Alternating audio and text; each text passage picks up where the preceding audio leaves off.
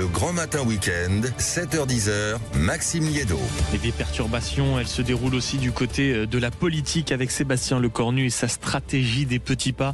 Elle s'égrène tout au long de vos journaux du dimanche, que ce soit dans Le Parisien, le journal du dimanche, la Tribune du dimanche. On sent qu'il y a eu des petites confidences, des petites rencontres, pas uniquement avec les socialistes, comme on le dit beaucoup ces derniers jours, mais également avec les journalistes politiques pour, on va dire, aller disséminer quelques petits éléments de langage. Est-ce que sa stratégie des petits pas, c'est comme ça qu'il la qualifie, le Premier ministre, est-ce qu'elle peut vraiment fonctionner quand on voit en réalité qu'il arrive visiblement à faire tenir sur un fil les accords, s'il n'y a pas vraiment d'accord, en tout cas les quelques principes et les quelques victoires du Parti Socialiste, avec aussi un Rassemblement National qui arrive à exister au sein de l'hémicycle. Est-ce que, pardonnez-moi, c'est la petite toux du dimanche. Est-ce qu'en réalité cette technique peut réussir à le faire tenir, peut-être même jusqu'en 2027? C'est la question qu'on vous pose au 0826 300 300.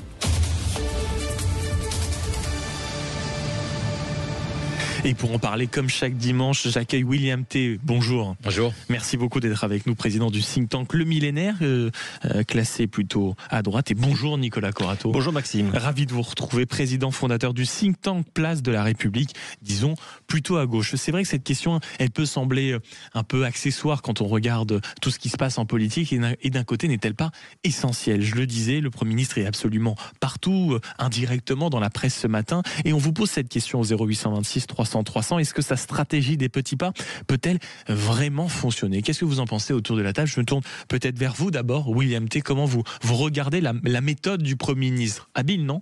Il y a deux points. Il y a un point sur ce qui se passe dans l'hémicycle, et c'est plutôt habile parce qu'il arrive à faire tenir les deux bouts de l'omelette. S'il doit parvenir à un accord avec les socialistes sans que les républicains ne le plantent.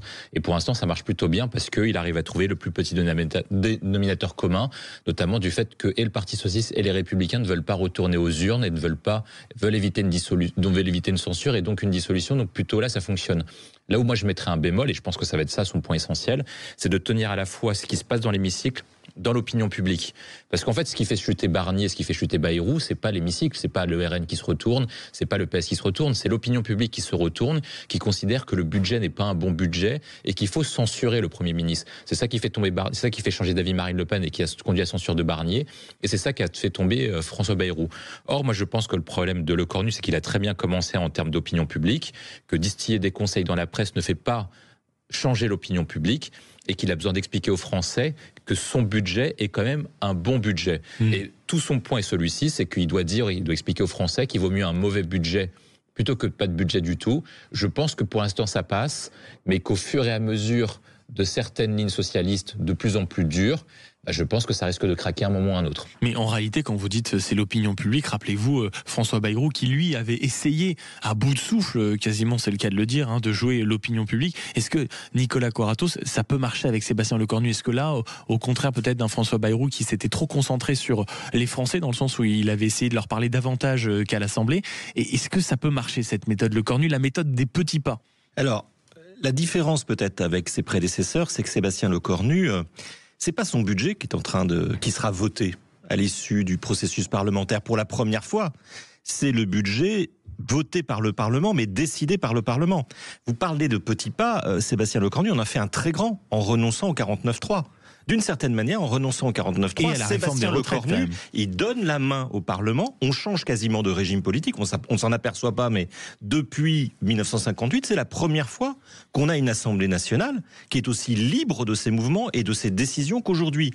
Donc Sébastien Lecornu... Je vous sens enthousiaste, ça fait plaisir. Non, je ne suis pas enthousiaste. Je suis plutôt... Non, mais c'est pas ironique, mais plutôt content de voir ce qui se passe. Et il faut noter que Sébastien Lecornu, dans l'histoire de la Ve République, aura une place à part, puisqu'il aura changé d'une certaine manière, non pas l'esprit, mais même la pratique des institutions. On voit bien que le gouvernement, aujourd'hui, ne dirige plus les débats à l'Assemblée nationale, et que pour la première fois depuis la Ve République, c'est l'Assemblée nationale qui a pris la main sur le budget. Donc pour rejoindre, et puis peut-être pour répondre à William, si jamais demain ce budget ne passe pas, ou que l'opinion publique se retourne contre ce budget, ce ne sera pas Sébastien Lecornu qui en sera le responsable, mais les partis politiques qui auront forgé, fabriqué ce grand mécano budgétaire dont on verra bien comment il atterrit. Donc je trouve que on parle beaucoup des petits pas de Sébastien Lecornu. Moi, je voudrais rappeler quand même ce grand pas, le renoncement au 49.3, où Sébastien Lecornu, de manière très habile, redonne la main et la responsabilité aux parlementaires. Sébastien Lecornu, sa stratégie des petits pas peut-elle vraiment fonctionner?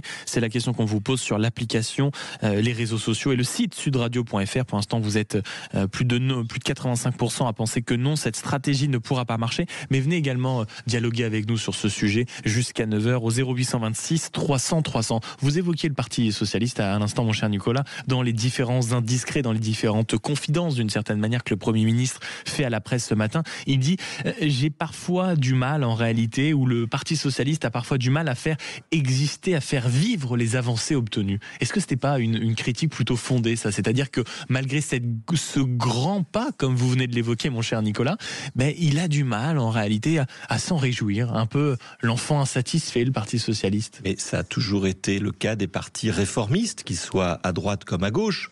Bien entendu, on obtient des concessions, mais on ne va pas s'en glorifier parce que votre base électorale veut beaucoup plus. Et donc c'est quoi? C'est un jeu en réalité? C'est une sorte de deal politique entre deux animaux qui se reniflent, Olivier Faure et Sébastien Lecornu, qui disent en réalité... Ce que je disais, c'est qu'est-ce s'appelle Oriot, la démocratie des parlementaires. Il va falloir qu'on apprenne, qu'on réapprenne ça, nous les citoyens, nous l'opinion publique, vos auditeurs.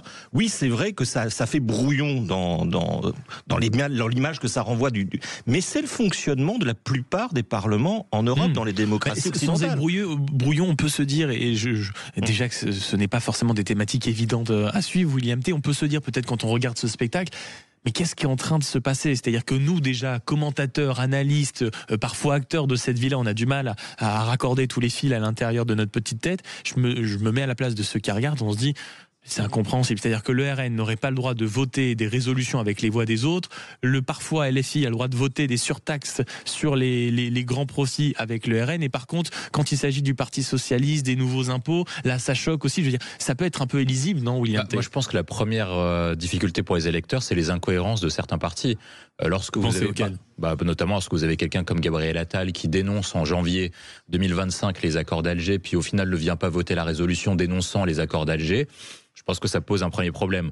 Lorsque vous avez également des partis qui sont censés défendre plutôt une politique plutôt pro-entreprise et pro-business et qui finalement acceptent ou demandent de taxer les héritages quelques années après, qui reviennent complètement à rebours de la politique macroniste alors que vous êtes présidente de l'Assemblée nationale, je pense que notamment les électeurs ne comprennent plus rien. En fait, lorsque vous avez défendu des convictions pendant tellement longtemps que vous êtes amené à y renoncer sans expliquer pourquoi est-ce que vous êtes amené à y renoncer, je pense que les électeurs appellent ça une première chose, ça s'appelle une trahison. L'autre point, je pense que la difficulté c'est celle-ci, c'est qu'en fait, comme on est dans une période de compromis, on n'arrive pas à expliquer pourquoi il faut effectuer un compromis pour en fait éviter une difficulté. Les gens ne visualisent pas actuellement. Ils ont toujours vécu, Nicolas le rappelait, on a toujours vécu avec un budget qui était adopté par le gouvernement. Au final, que ce soit par ordonnance ou par loi spéciale, on a toujours eu un budget et on ne comprend pas pourquoi est-ce qu'il y a un risque de ne pas avoir un budget. Et on mesure pas aujourd'hui les conséquences économiques de ne pas avoir un budget ou certaines taxations, etc. Et je pense que ça va être ça le sujet essentiel. Pour Lecornu, lorsque vous évoquez la question des petits pas, lui, sa tactique à lui, c'est non seulement de faire passer un budget, mais de faire en sorte que ce budget n'ait pas un impact négatif sur la croissance économique et sur les acteurs économiques. Donc il doit effectuer des concessions au Parti socialiste tout en cassant pas la croissance, tout en faisant pas en sorte que les entrepreneurs ne veulent partir, que les riches ne fuient pas le pays et qu'en gros on ne vienne pas Cuba sans le soleil. Et 0826 300 300 si précisément vous avez un avis sur la méthode du Premier ministre Sébastien Lecornu. Et en effet, ça, le mot du camarade William T qui me donne le soleil m'a fait plutôt sourire. 0826 300 300. Bonjour mon cher Julien. Bonjour Maxime, merci. Bonjour à William, bonjour à toute l'équipe. Mais merci beaucoup, les salutations sont passées, camarade Julien. Comment vous regardez, vous, cette question? Est-ce que la fameuse stratégie des petits pas, j'utilise énormément ce terme parce que c'est les termes du Premier ministre lui-même, petit pas par petit pas, il est plutôt positif, il dit nous allons y arriver. Est-ce que ça peut fonctionner, Julien? Alors moi je pense qu'aujourd'hui on est dans une situation d'impasse totale démocratique et générale. C'est-à-dire que le système est à bout de souffle, plus personne n'en veut. Et aujourd'hui tout le monde, c'est le président le plus détesté du monde qu'on est aujourd'hui. Donc je pense que la base, c'est pas changer de changer les enjoliveurs, mais je pense que quand la roue est crevée, il y a un moment donné, il faut changer la roue, quoi. Et là, aujourd'hui, on en arrive à ce statut-là. Plus personne veut ce président, plus personne veut ce système, plus personne veut de ces copinages de copains qui auraient amené des nouveaux copains à la place. Et je pense qu'aujourd'hui, on est arrivé aux limites, du bout des limites. Vous vous dites qu'en réalité, alors je vais utiliser des termes et une image forcément un peu violente pour essayer d'expliquer votre propos. Il faut volontairement un peu provoquant, mon cher Julien. Mais c'est quoi? C'est en réalité, Sébastien Lecornu, c'est un peu le respirateur artificiel d'un système à bout de souffle. C'est ça que vous nous dites? C'est complètement ça. Il y a aucune imagerie négative dans ce que vous dites. C'est tout à fait, on en est arrivé tout à fait là. Aujourd'hui, c'est le ressenti complet des Français. Je pense qu'on est arrivé dans un des présidents qui est le plus détesté de toute la Ve République. C'est quand même assez fort parce que déjà quand on avait Hollande, il était incompétent mais il n'était pas détesté. Là il est incompétent. Alors je vais même aller plus loin, je vais même dire il n'est pas incompétent, il est très très compétent pour faire ce qu'il doit faire. Et c'est ça qui est dramatique. Et c'est pour ça qu'il est dangereux. Et c'est pour ça qu'il faut que ce président s'en aille vite. Et on sent à quel point, en effet, cela vous énerve et vous navre, mon cher Julien. Merci beaucoup de nous avoir appelé au 0826 300 300. C'est peut-être ça aussi, pardonnez-moi, qu'on ne qualifie pas, qu'on ne prend pas le temps de suffisamment regarder commentateurs, analystes. C'est quand même la colère froide, la colère qui est de moins en moins sourde des Français qui ont beau regarder ce spectacle. Et le Sébastien Lecornu, aussi talentueux, aussi prudent, aussi négociateur, aussi fin soit-il, la fin, c'est quand même au bout d'un moment, y compris des partis politiques, parce que les bases seront celles-ci, qui diront, écoutez, cette fois-ci, on n'en peut plus, Nicolas Corato. Aussi belle soit la démocratie parlementaire, c'est fini, c'est nada, c'est que dalle, c'est niette, on en a marre. Oui, mais moi je note quand même que le ressentiment des Français, et c'est très inquiétant, se tourne principalement sur la personnalité du président de la République. Je dis que c'est inquiétant parce que votre auditeur a raison. Autant François Hollande n'était pas jugé très compétent par une partie de l'opinion, majoritaire à un moment, minoritaire de l'autre. Mais le niveau de détestation, et peut-être faut-il employer le mot de haine, qui s'exprime vis-à-vis du président de la République en exercice, ne devrait que nous inquiéter, nous les démocrates. Parce que ce président à qui on a beaucoup de choses à reprocher a été élu par le suffrage universel et principalement légitime. Et je suis inquiet de voir effectivement se déverser un niveau de haine vis-à-vis de cette institution, peut-être en est-il aussi responsable, mais ça devrait collectivement nous interroger et nous inquiéter. Et effectivement, votre auditeur exprime ce qu'exprime un certain nombre de Français, c'est-à-dire un ras-le-bol de la présidentialisation du pouvoir et de la présidentialisation du pouvoir par cette personnalité qui est Emmanuel Macron, ce qui pose effectivement une vraie question. Je dis simplement que la démocratie parlementaire, c'est pas le paradis, mais je dis simplement que les parlementaires, avec la situation institutionnelle posée par le président de la République, arrive quand même à trouver des solutions. William T, comment vous regardez, comment vous entendez la colère de Julien? Nous, au Standard de Sud Radio, le slogan c'est parler vrai, on l'a tous les jours. Tous les jours, j'imagine. Et Emmanuel Macron, effectivement, dans les sondages, dans l'enquête d'opinion, le président le plus impopulaire avec François Hollande, enfin de l'histoire de la Ve République. Mais moi, je pense qu'Emmanuel Macron, au-delà de sa politique et au-delà de sa personne, on a bien des reproches à lui faire, je pense qu'en fait, il cristallise toutes les colères qu'il y a en France. Il y a une colère, notamment, on l'a vu ces derniers temps, on devait avoir un mouvement qui est dans ce sens-là, une colère de fraude fiscale. C'est-à-dire que des Français, on nous marre de payer beaucoup d'impôts, beaucoup trop d'impôts, pour avoir des services publics qui se dégradent en termes de qualité, de quantité. C'est-à-dire vous payez de plus en plus pour qu'on évoque de moins en moins le fameux slogan qui était, alors certes parfois qu'un slogan, mais la fameuse idée Nicolas qui paye, qui était pendant un temps, on va dire, une certaine idée. Je remarque qu'on l'évoque de moins en moins. On l'évoque de moins en moins, mais ça ne veut pas dire que pour autant cette colère a disparu. Il y a une deuxième colère, c'est une colère civilisationnelle. Ça veut dire que vous avez une impuissance publique à réguler les flux migratoires et à faire en sorte que la France reste la France. Et c'est pour ça que le RN est actuellement en tête dans toutes les enquêtes d'opinion. Vous avez également un autre point, c'est qu'en fait, et je pense que ça va être ça la colère sourde des Français, c'est-à-dire qu'à la fois vous avez voté pour un président de la République, vous votez pour un Parlement il y a à peine un an, et pour autant, ces parlementaires votent des lois, mais n'arrivent pas à faire changer la vie et provoquent une certaine impuissance publique. Et moi, je pense que c'est ça le sujet de la plupart des Français, c'est qu'en fait, ils votent pour des textes, ils votent pour des représentants qui n'arrivent pas à effectuer des modifications réelles dans la vie. Et donc, je pense qu'Emmanuel Macron incarne toute l'insatisfaction, non pas uniquement de lui-même, mais de tous les Français à l'égard des politiques traditionnelles et des partis de gouvernement classiques qui sont en pleine déliquescence. Mais justement, les Français demandons-leur, 0826 300 300, auditeur de Sud Radio, vous nous appelez. Bonjour Bruno. Oui, bonjour. Merci beaucoup d'être avec nous ce matin, vous allez bien? Oui, c'est parfait. Au contraire, tout va bien. La vie est belle, tant qu'on est vivant. Oui, et c'est déjà la moitié du chemin qui est fait, comme on dit, mon cher Bruno. Dites-moi, vous étiez en train d'écouter Sud Radio, donc vous êtes un homme de goût, et vous avez entendu tout à l'heure le camarade Julien réagir au Standard. Vous avez dit, non, je ne suis pas d'accord avec lui. Expliquez-nous. Mais en fait, les institutions, elles sont pas mal. C'est ce qui en est fait. C'est comment elles sont utilisées. Je pense qu'elles sont dévoyées. Enfin, pour ce que moi j'en pense. Quand j'entends un homme politique qui dit, vous vous rendez compte, si on augmente les impôts des plus riches, ils vont partir. Mais qui partent, ils payent rien. Qu'est-ce que ça va nous changer?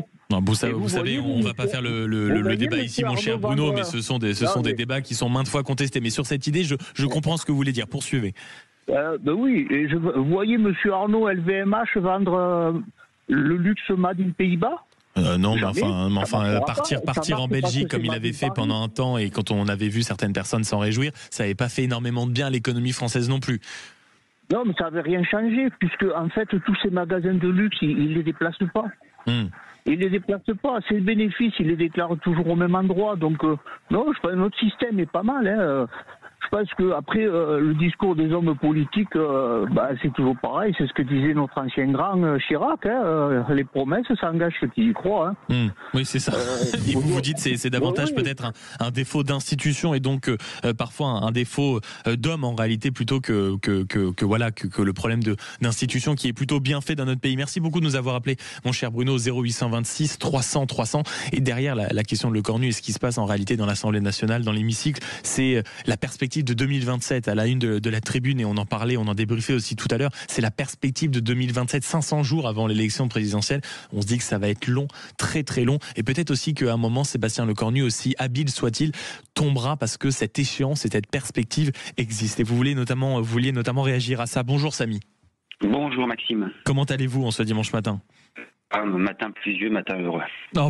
Écoutez, on est plusieurs. Et en plus, vous écoutez Sud, donc vous êtes un homme de goût, mon cher Samy. Comment vous regardez, vous, cette question, l'avenir Lecornu et en réalité, derrière l'avenir Lecornu, l'avenir de 2027, c'est-à-dire la future élection présidentielle?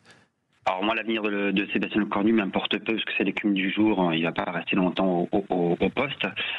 Mais moi, ce qui m'inquiète plutôt, j'ai lu le sondage ce matin de la Tribune du dimanche, c'est qu'on s'approche de plus en plus entre un choix entre soit des identitaires, soit des communautaires pour 2027. Et moi, je suis extrêmement inquiet pour la France parce que j'ai pas envie de choisir entre des identitaires ou des communautaires. J'ai envie de choisir pour un homme ou une femme politique qui prennent des vraies décisions pour l'intérêt des Françaises et des Français. Ça c'est sûr. Samy, merci beaucoup de nous avoir appelé au 0826 300 300. Et vous avez raison, de fait, sur au bout d'un moment l'avenir politique de Sébastien Lecornu, aussi en réalité aussi fragile soit-il, et c'est davantage l'avenir du pays. Et on sent à quel point il y a énormément de débats qui auront besoin, on va dire, d'un large spectre. Et c'est là qu'on en attend beaucoup en réalité de l'élection présidentielle en 2027. On n'a pas fini de commenter, de débattre, d'analyser les sondages ici et là. Messieurs, je vous remercie d'être venus en studio ce matin. William T, président du think tank Le Millénaire, plutôt classé à droite, et Nicolas Corato, président fondateur du think tank Place de la République, plutôt à gauche. Et on a entendu ce matin en ce beau dimanche l'éloge de la démocratie parlementaire. Ça fait du bien. Mais parce qu'il y a du sur soleil. Sud Radio. Mais oui, Cuba. et il y a du soleil. Ceux qui vont nous l'apporter, ce sont également les Chevaliers du Fiel qu'on retrouve dans un instant. C'est la petite dose de sourire en ce dimanche. À tout de suite sur Sud Radio.